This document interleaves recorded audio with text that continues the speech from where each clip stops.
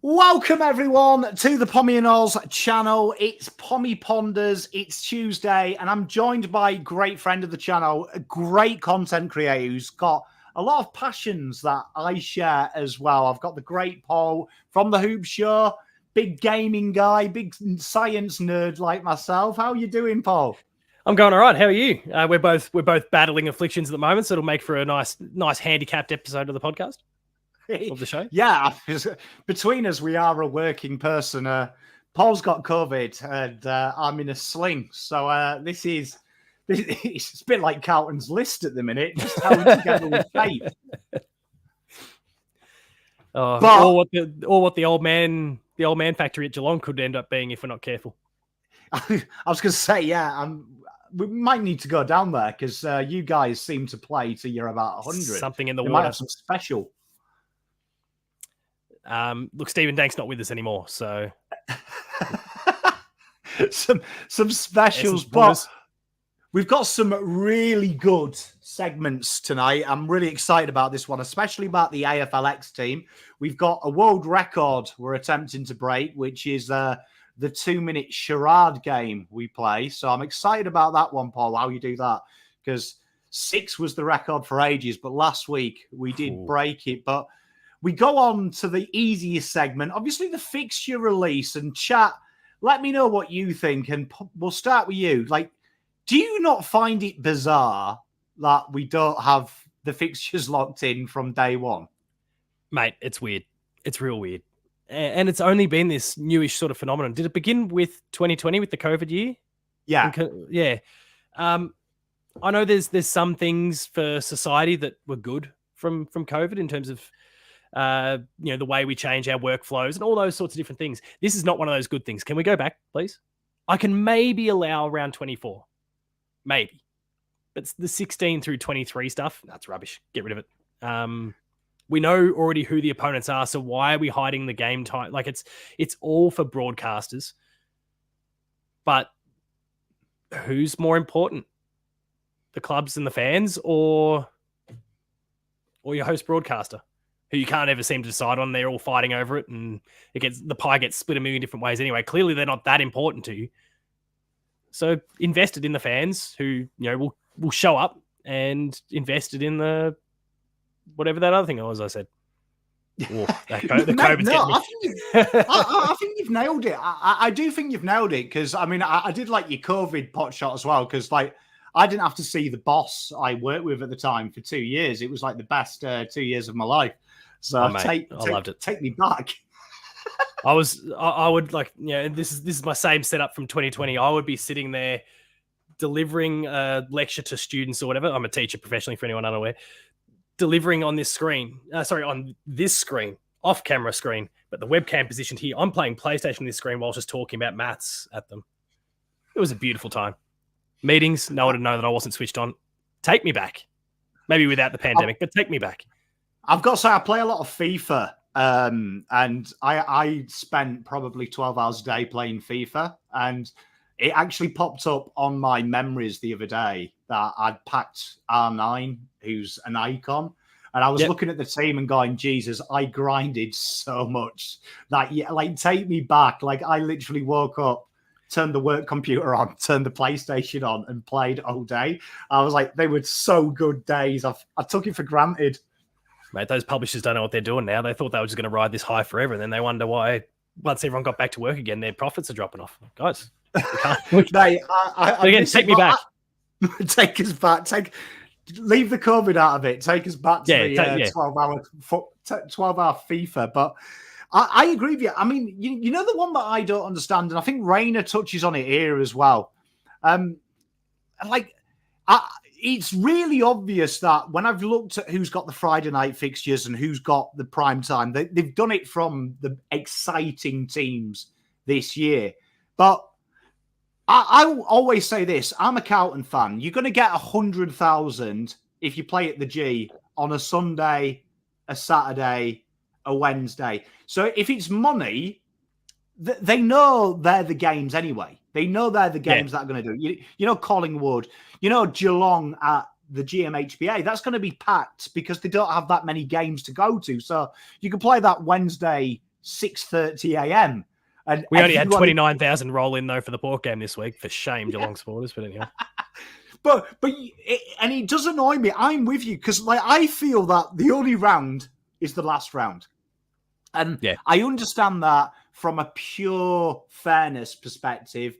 That if 17th played on a Friday, knowing that they'd only have to lose by 25, and they're playing 6th who need to win by 20, you might be able to manipulate the result. But outside of that, I think in this day and age, every other sport in the world has the fixture released 6 weeks, 8 weeks before the season starts, and no one's complained ever. No, exactly right. And look, to your point, I appreciate the round 24 thing because it's all about the game at that point. It's not about the dollars and cents. It's purely about getting things right for the finals. Even then, you could make the argument it's still unnecessary because we've got this pre-finals bye anyway. What's a day or two when you've got 2 weeks to prepare? But sure, I can at least concede that one. The rest of it, it's rubbish. Throw it in the bin. It is. I mean, the fixtures. I mean, how do you stand as well? Because obviously you're on the other end of the scale. Carlton are just experiencing this now. How do you also deal with the fact that no one actually knows how the fixtures work? Like they always say it's a weighted system, but no one can decipher that weighted system. Wouldn't you love it in an ideal world? We had all the fixtures, but we also had an algorithm we could look at and go, if you finish 7th, you will play 10 sides twice inside the 8, and your home games will be against the rubbish teams or something like that. So you can actually look at it and go, right, okay, this is the benefit of finishing 6th, 5th, 4th, 13th. Because I don't think our difficulty has changed that much. Because I look at Carlton's back end and I'm like, we're playing Bobbins teams apart from like 2. Well, yeah, it turns out that both our teams have the 2. There's some sort of algorithm people have been punching. I think a lot of the commentary has been around the average percentage of all the teams that they're playing, not wins and losses, but purely the percentage of it. And Geelong is the 17th hardest and Carlton the 18th hardest. So we've got smooth rides into the finals if you believe that on its own. I mean, the AFL's known for this though. You think about the fixture, you think about the compensation for players through free agency. They've got multiple different recipes of KFC herbs and spices that they've got brewing, and they just won't share how it works. It's ridiculous. Mate, I'm with you.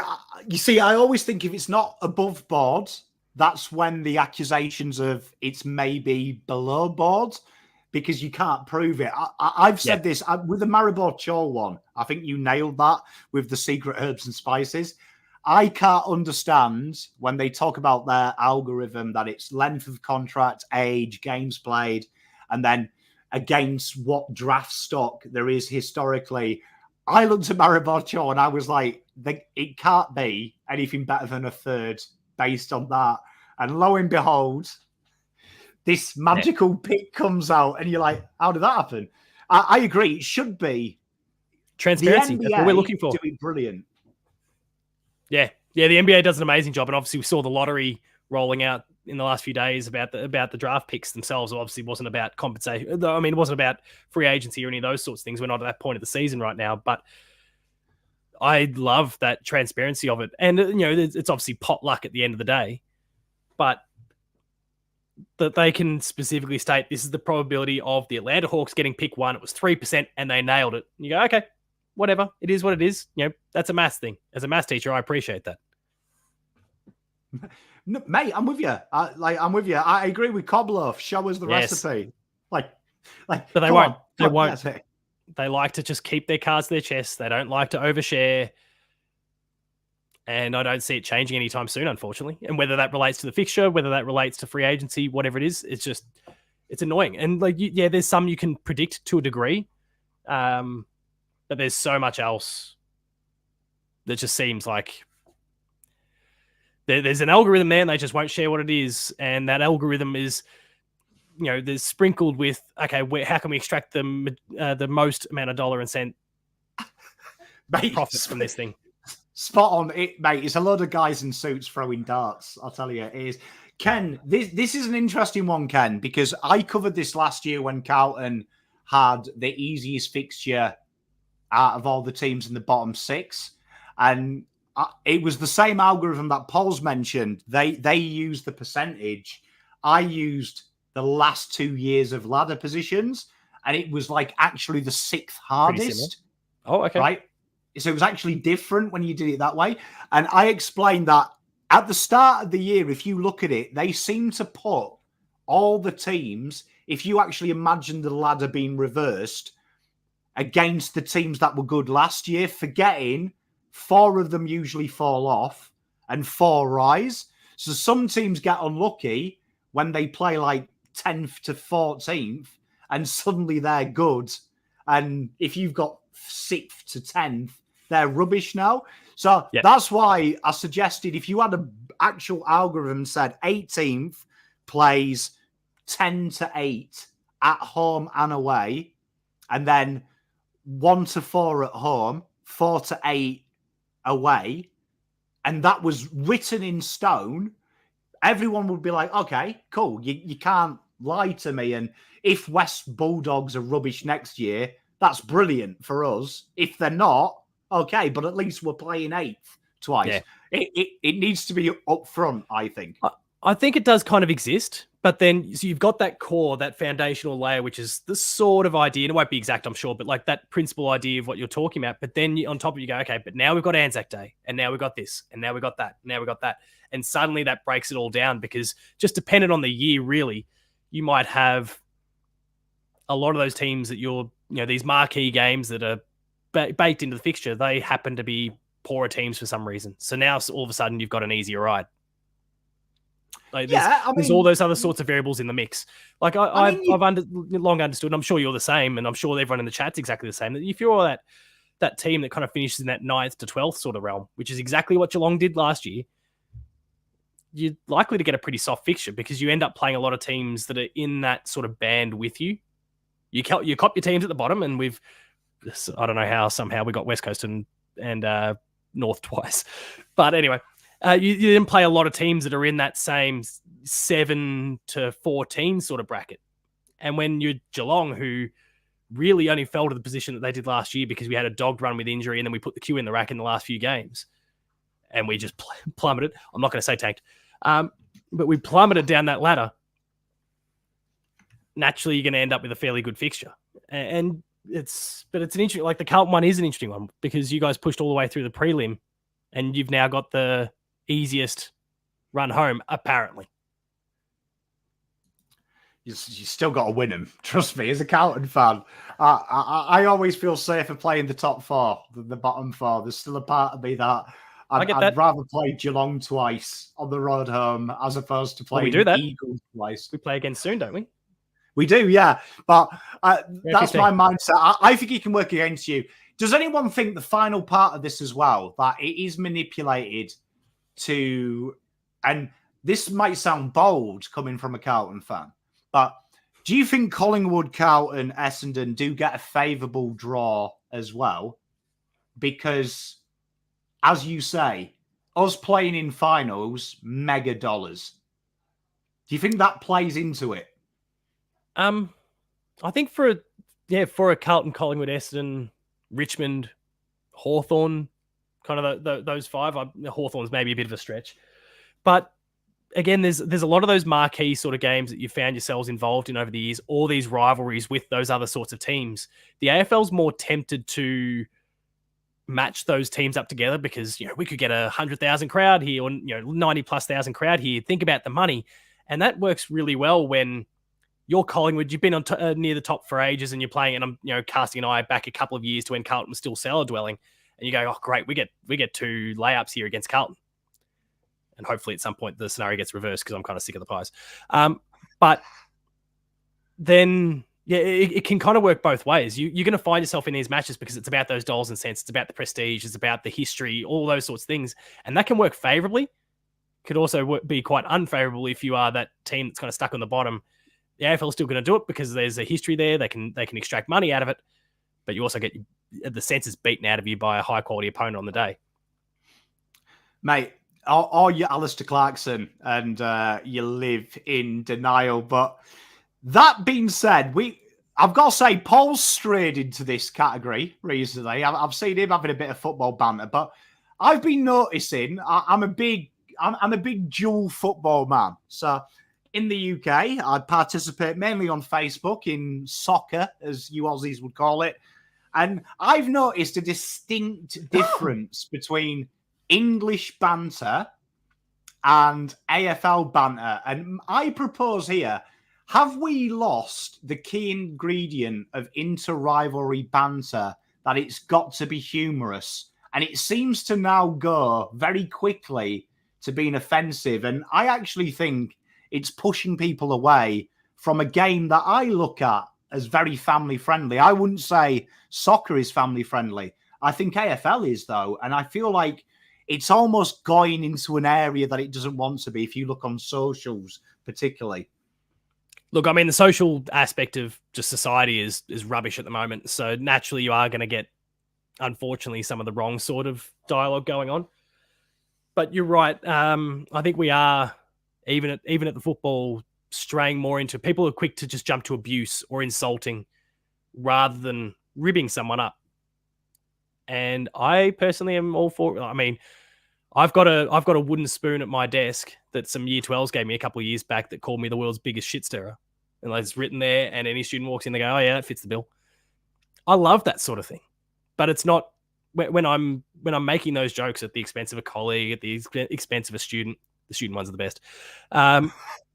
It's always with a smile on the face and an understanding that we're just having a bit of fun. And I see so much more these days where people are just turning and screaming and shouting about a player that they don't like, but making sure it's noticed by the surrounding opposition supporters or something. It sucks. I can't stand it. Yeah, I mean, I agree. And, Chills, I respect Chills a lot. And he says if people become too soft, it's not a word I use, but I do think some people have got precious. I do think one thing I've noticed on socials, a lot of the biggest shit stirrers are the biggest complainers. So when I drop a bit, no, but I don't think you are, Paul. I think you take it well. But I mean, I know that I'm partial to dropping a little bit of a wind up, and I know that I'm going to catch a few idiots who are going to take it to the next extreme, and they're going to say something about me, or they'll go through socials. And the most common one is, I remember during the Collingwood Sweet Luke era, where we'd have a bit of back and forth in our videos, which we're mates off camera, but we'd have a bit of back and forth just for banter, really. And someone would take a picture of your kids and go, at least my kids are mine, something like that. And I'd be like, Jesus, you've gone a little bit far there, haven't you? So it's a bit of a loose one, but yeah. But I do agree with your Chills to an extent. I think some people do take it a bit too hard, but I'm looking at it and I don't think some of it's funny, though. I agree with Cob Loaf. There seems to be a lot of baiting accounts that are faceless, saying stuff deliberately hurtful, where to me, I'm all for a bit of fun and games, but keep it fun and games. Yeah. And I think one of the things that, and I guess this is maybe the teacher perspective kind of kicking in a little bit. I think about the days that, you and I would have been at school, and if there was a bit of shit stirring in class or in the schoolyard or whatever, it would end and be done with at 3:30 or whatever time your school day ended. Nowadays, within a school setting, obviously it can be 24/7. If there's some genuine bullying going on, for example, it continues outside of the classroom. And so I guess translating that to kind of the environment that we're in these days with the social media and those things, maybe it's not pointed at you, but these days people are exposed to just so much more negativity that I think they may not necessarily be soft. I'm sure, to your point, there are maybe some that are a little bit, they could do a little bit of extra spine. I don't know. I'm trying to find a nice way to say it, but at the same time, they're probably a bit more ground down by the fact that there's this constant negativity in their face all the time. And so when someone says something, it's almost gotten to the point where the real world is the safer part. And so when it suddenly bobs up in that space, they're more likely to, I don't know, have a whinge, get soft, react, whatever you want to call it. they're more likely to lash out in that moment. So I think it's there's certainly a degree where the quality of the humor has dropped significantly, and the nature of the comments are a bit more direct and more intended to insult. But I think the capacity for people is still there to be able to process this stuff. It's just that they're overwhelmed by so much negativity in every hour of their day that eventually you're just going to crack the shits at some point, right? Mate, I agree. And I think the AFL do a good job to alleviate this. Like, I think the GWS videos, with Cooper Hamilton, which so I think's banter itself, because I don't think that guy's on the list for his footballing ability anymore. I actually think he's there for his comedic effect. But that's the kind of banter I enjoy. Right? Yeah. That's the banter I enjoy. Like your stereotypes of your club, your stereotypes of the attitude. They're the funny things that I think we've kind of lost on socials. Yeah. Yeah, it's a shame. Honestly, it's just a shame where things are kind of trended these days. But it is why I think there are people that, you and I both in this camp, where we really gravitate to things like what the GWS accounts regularly do. It's a bit of a throwback to the, I don't know, I don't want to sound too old, but the good old days of how we would treat each other, where it's all, the foundation is just having fun. Mate, that's it. Have fun out there. And that leads us to our final serious point, right? And that's making a difference AFL. So we've got some lovely rounds. And I was watching a podcast the other day, Fancast, and they were talking about the different themed rounds the AFL has, right? The different AFL themed rounds that we have.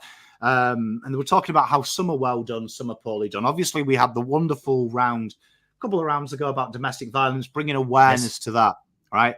And I feel like the AFL are missing a trick here. And I wanted to go in. Obviously, we lost Cam McCarthy recently, which I thought was, one, poorly handled by the media. The fact that you've got Mitch Cleary DMing social media people on the morning, leaking it's happened before it's even become news, to me makes me a little bit sickened. But we've had 2,500 young men last year lose their lives to suicide. And I was thinking, when I watched the minute silence for the women, I thought there was a big trick missing. I would like to see a minute noise, because I would love to see like a minute silence for men's mental health, not in conjunction with domestic violence, but bringing that into suicide awareness, where we actually roar and make a noise to encourage people to talk.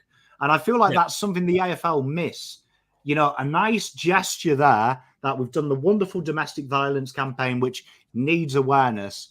Let's also look at the young men playing the game as well, who were subjected to vile things, not just on the fan base. I'd say the media are worse than the fans at times. And encourage people to talk. And by doing that, I think a minute raw, a minute of make some fucking noise, because I think it's about time people started speaking. And I don't think there's enough of it anymore in the AFL particularly. My query around any of these sorts of, I guess, themed rounds, and I don't want to be, especially in some of these cases, I don't want to be too disparaging to what the actual sentiment is that the AFL is trying to get about in that round. But my concern with these is that with them being essentially, 3 to 4 days, whether it's Friday through Sunday, Thursday through Sunday, whatever it happens to be, it feels too throwaway. And I think they're trying to have too many of these things that it kind of diminishes the value of all. So I was sitting down and watching the Geelong game. My wife doesn't watch much football. She kind of checks in when I happen to be sitting at the couch watching it myself. And so she wandered in for the Geelong game during the women's violence round and kind of the theme there. And she sat down and she watched it, and she goes, like afterwards, and she watched it and she goes, "That was it."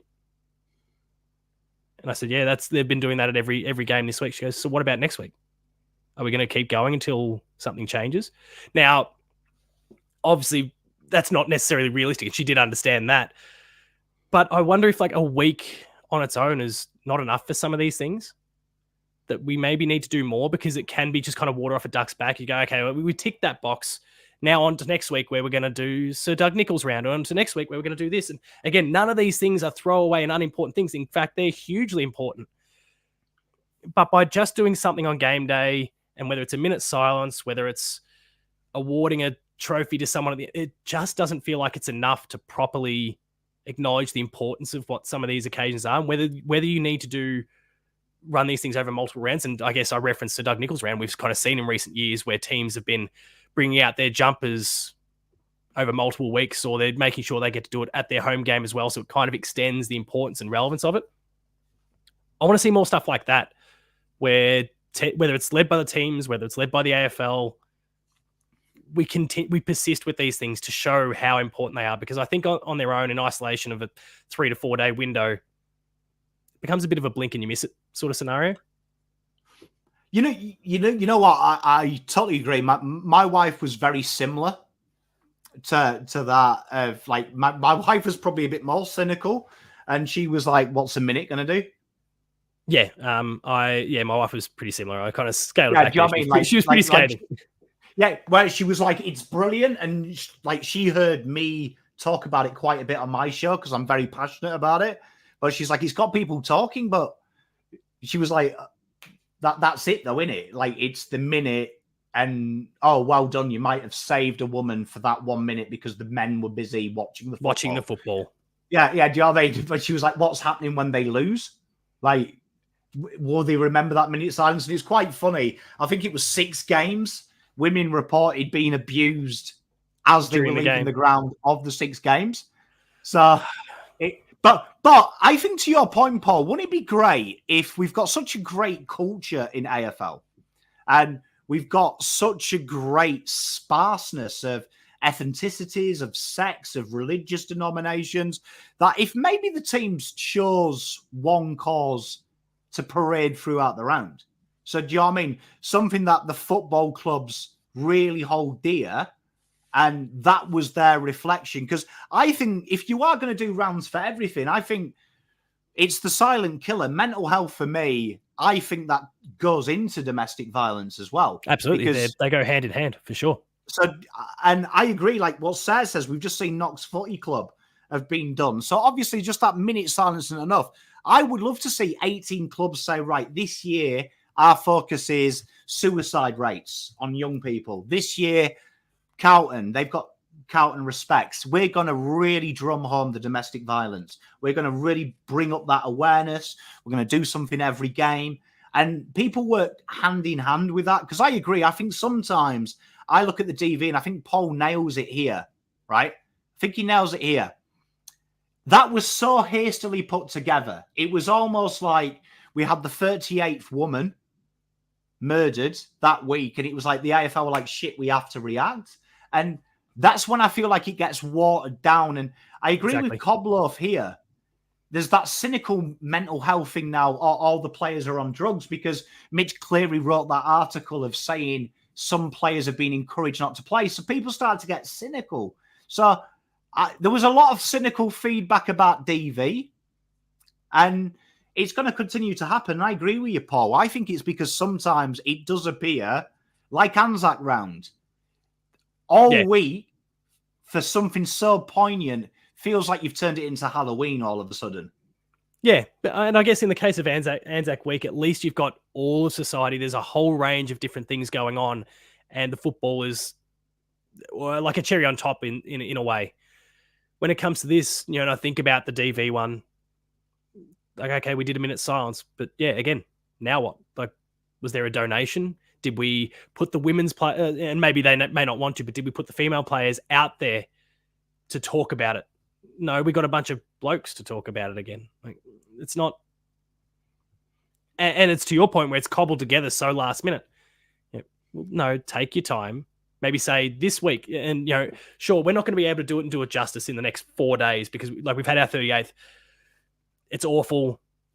We want to acknowledge it, but let's do it properly. And let's build a whole thing and build a whole week, 2 weeks, whatever it happens to be. But where there's so many positive messages going out, so the AFL making a genuine, proper stand against DV in this particular case, or whatever the other focus is somewhere down the line. Then, the rushing is the problem in that particular case. And then just in any other week where they do absolutely have, important things they want to focus on, go bigger. Put some weight behind it. Mate, and talking about commercialization, they quickly, as soon as, and I know Says was a big fan of us sticking up for DV and really pushing that on the Blue Abroad show. I look at it though, and I think, how seamless did they go into selling Anzac Guernseys? Almost within the week, it was like, done our minute silence. Okay, women are safe now. $120, get your new Doug Nicholls round Guernseys. Yeah. It was seamless. Because it's all ready to go. It's all scheduled. We just need to wait until till it's time to go live. It's all about dollars and cents, and that's where I hope there's some sort of degree of change. Capitalism is capitalism, and it's going to continue to exist. But how can we work within that structure to do something constructive at the same time? Mate, I agree, and hopefully we have a great Doug Nicholls round. I'm not downplaying it, but I think super important. Needs to do more. Yeah, I think it's more about doing more, especially when you've got young men there playing. Wouldn't it be nice if we actually did something that affects them directly as well? Like, made a stand, and they are impressionable. But we now go on to the fun bit. We've done our serious things. There we are. I agree, Says. They are all talk. Do you know what I mean? They're spot on. Would it be nice? Some real change. And Cob Loaf, mate, amazing that during that DV week, Taron Thomas took up more headlines in that week. I'd forgotten Taron Thomas existed until the DV round came up, and suddenly every club was linked with him. Unbelievable. And some were saying far too much about him in that week too. I've got to say, someone sent me a message. I slagged off Brad Scott and said, Pom, you're running the risk of being sued for slander. And 2 days later, it came out he'd done it again. And I'm like, could I? Could I be sued? Could I be? But we digress. We now come to the fun part of the show. This is why you're all here, because these are the exciting bits. We've put the world to rights, me and Paul. We're now going to bench, play, trade. So we're going to give Paul 3 players chosen at random, and he will make a case for why he will play them, he will bench them, and he will trade them. Hopefully you get something disgusting and dirty. We've had some horrible ones on this randomizer wheel. Are they on my Geelong list? Are they on my Geelong list? Are they my hypothetical Geelong list? Or no? Yeah, so these are all now Geelong players. So one of them is Lachie Neale. Positive start.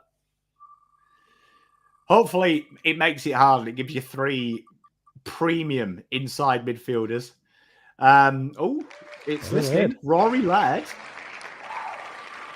I remember when he used to be a halfback in the good old days. Yeah. Feels like forever ago. Great for Supercoach. Michito Owens. So you've got Laird, Neale, and Michito Owens. Right. Then I think in this case, I'm going to play Lachie Neale. I think as a starting point, I think he's kind of a walk up there.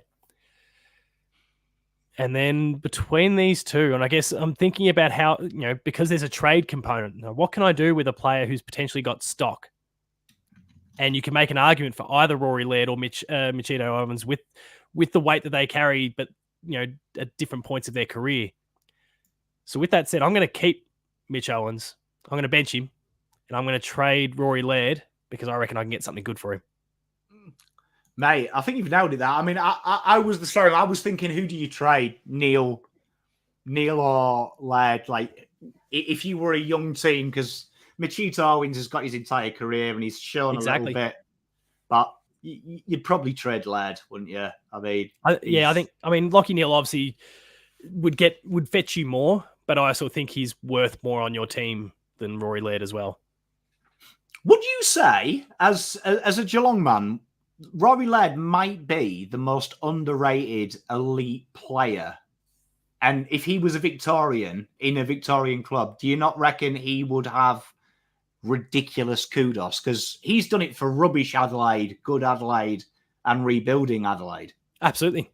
It's I guess we see this a bit with some of the interstate teams where they just, by nature of their proximity to the hub that is Melbourne, some of their players do get lost in the shuffle a little bit. It's only when you get your Lockie Neals or Nat Fifes, etc., that start popping up and winning Brownlows that people start to really switch on, or they get it done on a big occasion, a grand final, or whatever the case happens to be.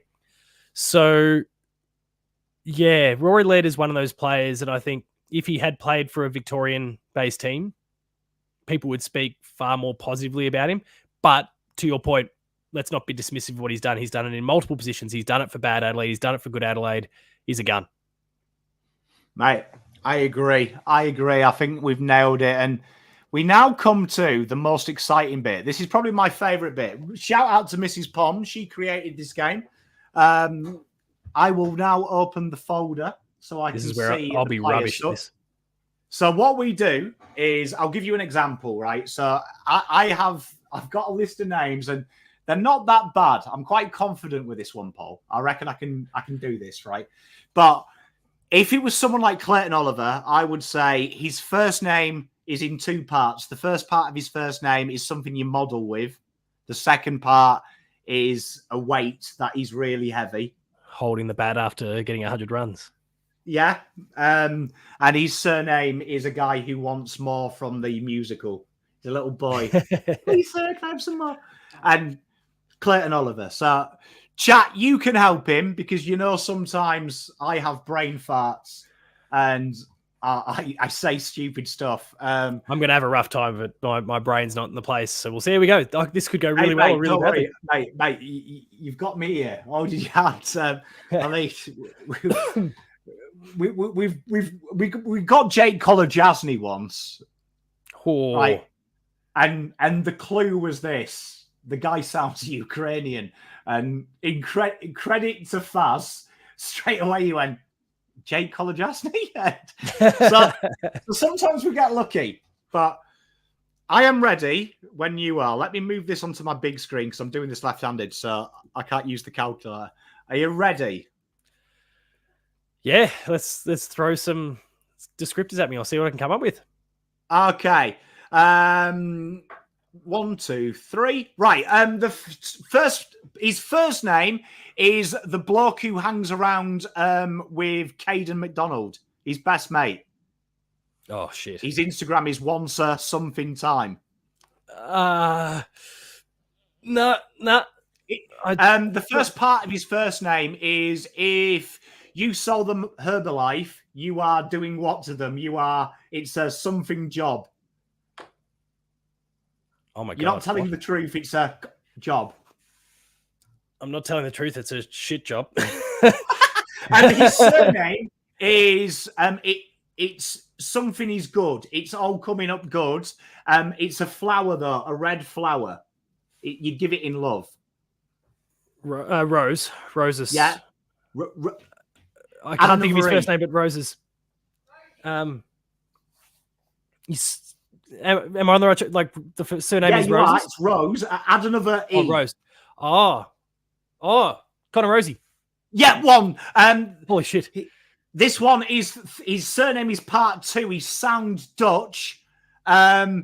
His last part of his surname is how you would if you broke a hot cookie and it's all melty. It would be gooey. Jordan DeGoey. Yeah. Yeah, well done. His surname is the 5th month in the year. Stephen May. Yep. He's got a hyphenated surname, so we can't tell if he loves his mum or his dad more. Plays for North Melbourne. Oh, Davies Uniacke. Yeah, okay. The worst forward ever plays for Western Bulldogs. His surname is a posh word for zero. A posh word for zero? Oh, geez. Nah, it's... The second part of his surname is what you do when you raise your bat.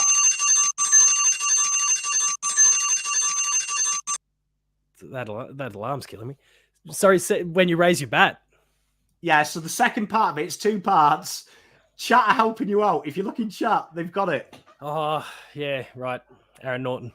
Yeah, well done. So I'll count that because I said it before we finished. So 1, 2, 3, 4, 5, 6. Oh, he's tied second. He's tied the previous world record. The next one was brilliant. Jack Steele. That would have been brilliant. But Another time, I guess. Damn it. I killed myself with that first one, that 30, 40 seconds that nearly killed me with Connor Rosie. Yeah, it was. I was hoping you knew Connor Rogers was his sidekick. It wasn't coming. Yeah, look, I do know that, but yeah, I've had an absolute mare on that one. I should have said Irish UFC fighter. Yeah, that would have. Yeah, I couldn't think of a famous Connor. I then halfway through, I was like, just say Rose, he'll get it. Yeah, pretty much. Yeah. Oh, that's right. It was solid. After I got past that 30, 40 second hurdle, surged a little bit there towards the end. Hey, it should be an official game show. I tell you, Cob Loaf, it's the most fun I've had fully clothed in my life. I'll tell you.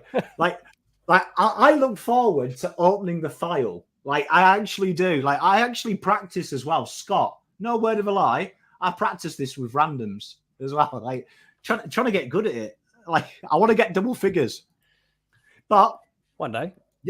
This is it. Wacky AFL. So I set Paul a challenge, right? I knew he's a sci-fi buff. He loves it. I've been wanting to do this for ages.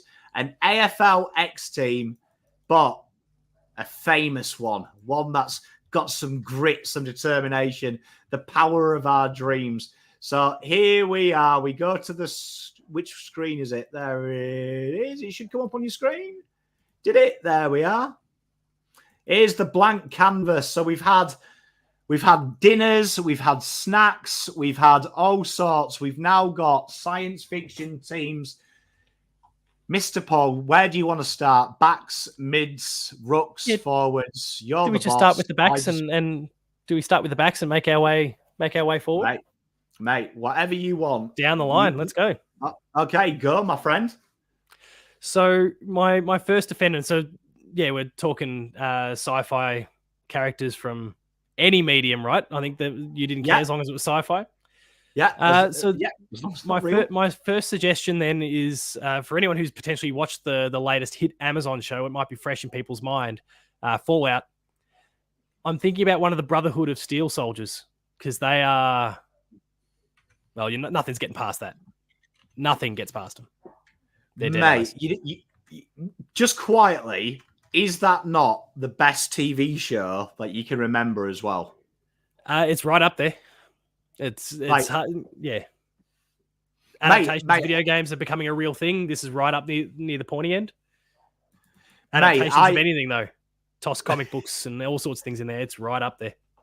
Mate, I've really enjoyed it. I love the games. I actually re-downloaded the games to replay. You and millions, it turns out. Yeah, it got me hooked. It did get me hooked, but no, I think that's a great thing. Can you imagine a fullback in one of them suits? Yeah, they're not moving fast, but also nothing's getting past them. And they'll just shoot you down if you get too close. Imagine a spoil in one of them. Registers are behind up the other end of the ground. No, I love it. All right, give me your next back. I put Sarah Connor there because again, nothing gets nothing gets through. Terminators, you throw any sort of threat out there, but Sarah Connor can just handle anything that comes her way. And that's what you're going to get in the forward line. So Sarah Connor does the job. Mate, that is a great shout, actually. Just quietly, that is an absolute great shout, I think. All right, I'm looking forward to these mids. So in the midfield, maybe a little bit more generic, I guess, in this sense. I had the Flash, sheer speed. That is genius, to be fair. He'd probably be like Errol Golden, wouldn't he? Pretty much. I had Darth Vader because he's just going to cut his way through anything. Oh, Darth Vader on the ball, mate. And you get too close and you get swatted. Mate, I wonder if that would be a high tackle if you did the force choke. What? Yeah, how many weeks do you get for that? I mean, he's technically not touched him, has he? Like, I mean, yeah, the force would be good in football. You can leverage it, yeah. Ball's trickling out in front of someone, and you just yoink it back your way a little bit. Right, mate. I want to see force AFL. Can you imagine if St Kilda had that in the 2010 grand final? Ball bounced the right way for a change. Oh, mate, yeah, you could just see, mate, you could do, yeah, just could argue with the umpires and just get them to. You could be the first player to get an umpire to change a decision on field for you.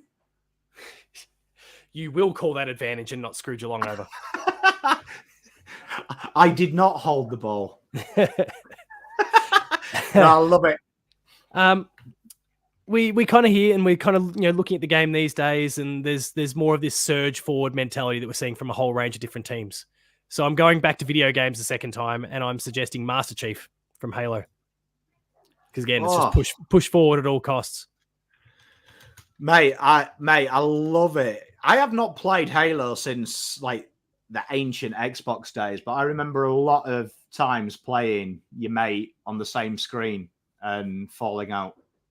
Yeah, it's good times. I wish Halo was any good these days, but mate, they'll sort it out, I'm sure. GoldenEye is actually in the PlayStation Store at the moment. They've remastered it. Yes, they have, and it's not half bad. And yeah, because I was showing my son it, because every time I show my son a game, he tells me the graphics are rubbish. That's my son's 5 and he's only recently started playing games, and I'm kind of tossing him retro Marios just to hopefully break that barrier down beforehand. When he goes, no, it doesn't matter how it looks, just enjoy. Mate, I love it. Your ruckman, that's a very important position. So when it comes to the ruck, I'm not necessarily fielding the best player in this case. I'm leaning into a stereotype where ruckmen are not necessarily the sharpest tools in the shed. So if you, I'm going into video games again. Have you played a franchise called Ratchet and Clank? Yes, my son is addicted to all of the games. There's Captain Quark in there, who's just this big buffoon that thinks he's the hero, but ultimately does nothing, and he's usually getting in the way most of the time. That fits the ruckman mold perfectly. Mate, I agree with you. And yeah, my son that's part of the reason we got the PlayStation 5. I wasn't really that bothered about it. Ratchet's the new so Ratchet good. and Clank was a PS5 only. And so I know it all through him. This is a great shout from your colleague. Do we count Ivan Drago that was sci-fi? Nah, probably a bit too fantasy. I mean, it probably is science fiction because they allow Rocky in the wing back in the ring after like having an 8-year coma. So, but the way boxing's going now, it's probably realistic. But I love it. Your forwards. First one is Iron Man. He's got the speed, can do anything, and he's also got the arrogance of a forward. Mod, wasn't he? Yeah. Well, yeah, special mods, and he's got the arrogance that you need to be a key forward.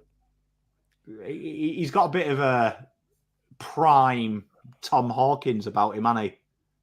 Yeah, I would say so. Maybe a bit more speed on him than Tom Hawkins, but yeah. Mate, I love it. And my final one is another video game one. Have you played Mass Effect before? Oh, long time ago. It's for anyone who's unfamiliar, it's basically like the Star Wars of video games in terms of scope, size, everything. Garrus Vakarian, he's like an alien species anyway, but he fits whatever language, there's no issues with language here. So he fits the arrogant mold. He's skillful, he's sarcastic, and just like a lot of key forwards out there, lots of people want to fuck him. And that's it. Garrus fits the mold.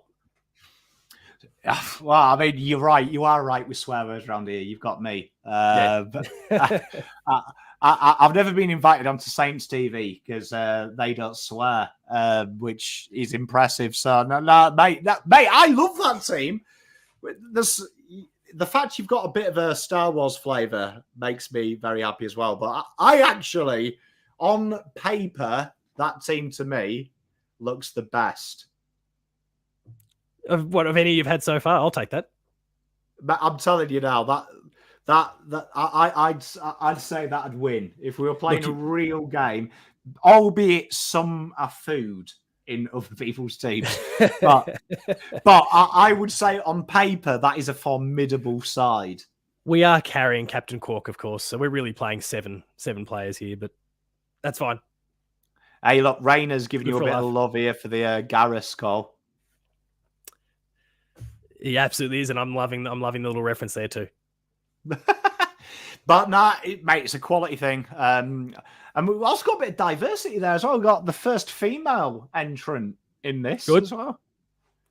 Yeah, I mean, I didn't want to get I could have gone even crazy with video games and went right into it 100% and put the likes of Samus in there and all sorts of stuff. I refrained, but mate, that was good quality list. That was exceptional. That was exceptional. And we stay on the same screen. Here we are. We've got the Pombardi Trophy, and as we discussed, Player of the Month gets 3 points. Jeremy Cameron won Player of the Month for April. We're deep into round two now of May, I think we're in. You can see last week we had no show, so the better half did, and you can see there that's Rosnick Dacos into here. Look, he's in there, but gives him a cheeky edge all over the games. So this is the hardest trophy to win. The Pombardi is better than the Brownlow because you are up against 18 teams, and you only get 5 votes between all of them teams. So we'll start with your 1 vote, Paul. Who did you pick from this weekend's fixtures? So my 1 vote goes to Adam Treloar. Now, the opposition wasn't necessarily putting up much of a fight, but it's pretty hard to argue with 41 disposals and a goal. It's a pretty exceptional game on any measure. Mate, I think it is a great shout, and probably a forgotten player, isn't he, Adam Treloar, if you think about it? Absolutely, yeah. It's one of those weird ones. He, came over the Dogs, had a crack at a flag pretty quickly, and then just kind of vanished. Had a little bit of injury, some injury problems over the journey as well. But hopefully, for his sake, that he kind of continues to surge. He's a good bloke, mate. I love it. I love it. I went a little bit different this week. I went with Rowan Marshall for 1 vote. He might pop up shortly.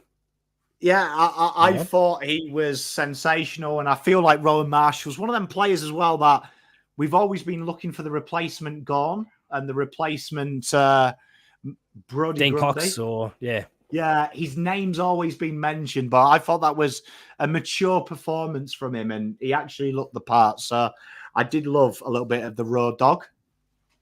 He'll come up later in my votes. So for now, for number 2, I've got Nick Dacos.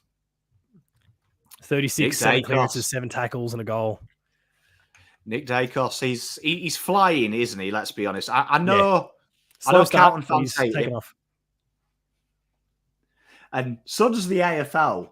I think the AFL fan base hate Nick Dacos, but he's one hell of a footballer, isn't he? Exactly. You don't necessarily want to see him, fly like he is out there. And I'm kind of sick of seeing Peter Dacos in the box every time his son plays. But you can't ignore the talent. You can't ignore the output. He's been sensational, mate.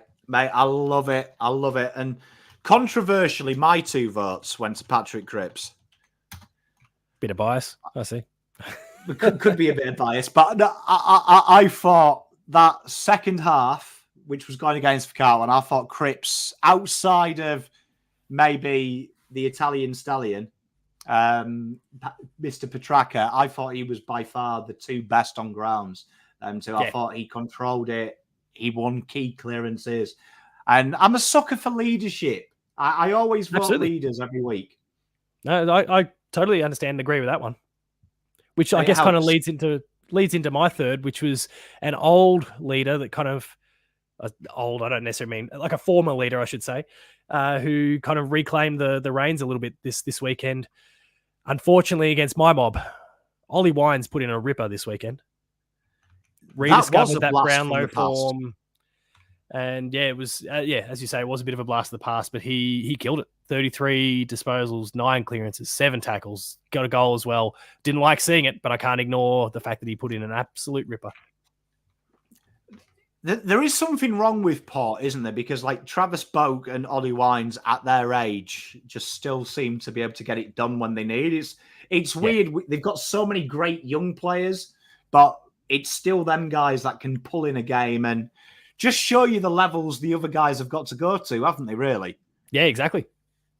It was impressive. I went Nicky D. I loved his game last week, but I thought his game, the round just gone, I think you're starting to see... you know what I like? I get turned on when I see the old head hand over to the young head. And you can see that's becoming Nick Dacos's midfield. It's no longer Pendlebury's. Yes. Yeah, there's a real handover that's occurred, and everyone can see it internally and externally. He's brilliant. He's in white hot form at the moment too. Yeah, well, I mean, hopefully he has another good couple of weeks, and then when we play him, has a downer. Time, yeah, get it out of your system, young man. Collingwood can just take the Geelong model and manage him for the week. Mate, we'd love that. He's young. We want him to play 450 games. We need to give him a rest from time to time, all right? Mate, I love it. And your 4 votes, who have you gone with? You mentioned Rowan Marshall. He's my 4 votes. I could not overlook the output just in every facet of what his game needs to be. He dominated from the 28 disposals, which was, they're serious numbers for a ruckman. 35 hitouts as well, 11 tackles. And actually, on top of it, 12 clearances as well. Yeah, and I mean, football. He is also playing in the most vanilla system in the world. So, well, absolutely. I mean, he's. Yeah, I was shocked at just how good that game was, though, from him.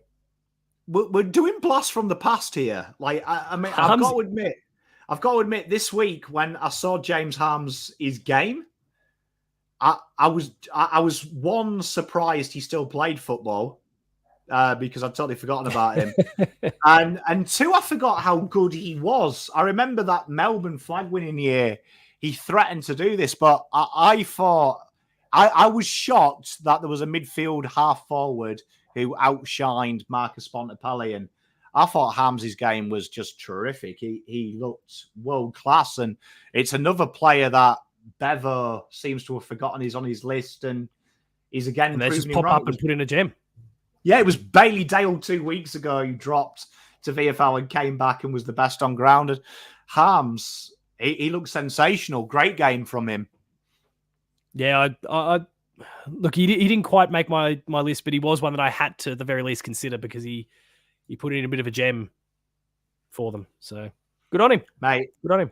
I love it. I thought he was ready to go on the scrap heap in some areas. Yeah, well, yeah, so did I. And yeah, just shows you there's life in the old dog yet. Good on him. I feel like you've already referenced the man. I think our 5 votes is the same person representing Mr. Petrarca. Yeah, Christian Petrarca's number 5 gets the 5 votes for me. Yeah, it is. It's Christian Petrarca. Mate, yeah, it was one of them performances that it's stiff not to have 4 points. Yeah. In terms of a Brownlow, yeah, if there was a four vote game, that's probably it. And it's one of them, like, you actually feel sorry for him walking off the ground because he will have gone, Jesus, I've just had one of my best games. What more could I do? Like, all one of you had to do was kick a measly goal. Yeah, anyone else, be handy. Anyone else. And that it was sensational. Yeah, he was a gem. And I still don't like him. Worst TikTok in the AFL. Christian Petrarca's. It's not great. I'm glad. Appreciate what he's going for. Chat, clip this because everyone says I'm wrong when I'm like, it's a disgrace. Who the fuck makes pasta on TikTok? Sort your life out. But to be fair, when you're an AFL player and you've got a profile that exists beyond the social media realm, and it gives you a bit of a license to do whatever you want, people just watch because it's you. I suppose, but yeah, do something else. Do dances or something. Do better. TikTok. Do better. Well, my argument is TikTok is not a place you go to for recipes, is it? Like, no. I don't know. Shut up. I don't know what TikTok wants to be. It's ridiculous. So, Mrs. Pommy's a TikTok addict. Just so you know, chat. what is she thinking of Christian If she wrote a book, content? Secret to Marriage, it would be go to Coles and then spend 3 hours in the car park watching TikTok, telling my husband I'm shopping. I'm waiting for the forehand to come waving through and just a clip around the back of the head. She did actually text me the other day. She was on an appointment and she was like, "Don't worry, the car hasn't broken down and I'm not lost. I've just gone down a TikTok rabbit hole." She was gone like 7 hours. Like, ooh. like honestly, I was gonna start putting tweets up, but Paul, what have you got on this week? We know you've got the hoops, you've got your gaming channel. Talk to us what you've got going on so everyone can come and see you. Yeah, look, we'll see what my output looks like over the course of the next few days, whether this COVID, creates a more of a downhill response from me. But for now, hanging in there. And if that's the case, there's plenty of gaming stuff that's going on. I'm the editor at Australian games outlet player2.net.au. So there's lots of written stuff that I'm working on there. There's lots of video and podcasts that I'm responsible for. If people like gaming podcasts, go check out Dev Diary. That's my baby that kind of linked me in with Ben in the first place. He was in the chat earlier on with his Ivan Drago comment. But that linked me in there because we were looking, we thought about the idea of bringing that sort of model, this one-on-one interview series, and kind of picking into the history of someone that I guess for reference people, this is your life sort of model for video games, bringing that into the AFL realm as well and focusing on Geelong. It's been a real treat. So to go from that gaming stuff and still doing it, I might add, but jumping in to do stuff for the Hoops crew has been amazing these last few years. Whether it's behind the play, whether it's just reaction videos, it's whether getting to work with the likes of yourself. It's been awesome. Absolutely loving it. So hopefully people check out all the stuff. Yeah, well, all the links are in the comments chat. Someone say hello, especially the Hoops crew as well. They're actually really nice. For opposition fans, they're Carlton friendly. And don't send you into enemy territory to get abused. I send you there to be peace, love, and light. And I believe we've got a behind the play episode coming in some point. Very soon. Yeah, it's been recorded. Ben, if he's still in the comments, might even clarify when he's got that. I basically just produce the content and ship it off to him, and he decides when it all goes live. So it's a nice life in that respect. But it can't be too far off. I don't think there's too many episodes left in the can at the moment. So yours has got to be in there somewhere. I remember the night we recorded it, about an hour later after it finished, I had an interview with True Footy and did the same thing. We were chatting and he was like, I think it's a 2-month turnaround because mine's just been released. So I was like, because I didn't expect to do his version of Behind the Play the same night. Yeah, we discussed something else. So and I was like, people are going to be sick of hearing my life story.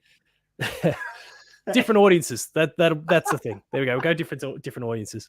But I thought if they get released the same week, God, people are going to be like, Jesus, no one cares.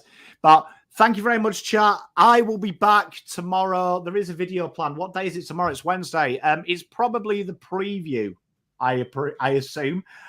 There is some mid-season content coming out. I have recorded it. That is AFL Worldwide. It's my 10 hot selections for the MSD. That'll probably be Thursday's video, or it might be tomorrow's if I can't be asked to edit with no right hand. But Paul, thank you very much. Thank you very much, chat. Love you, and we will see you next week. See you.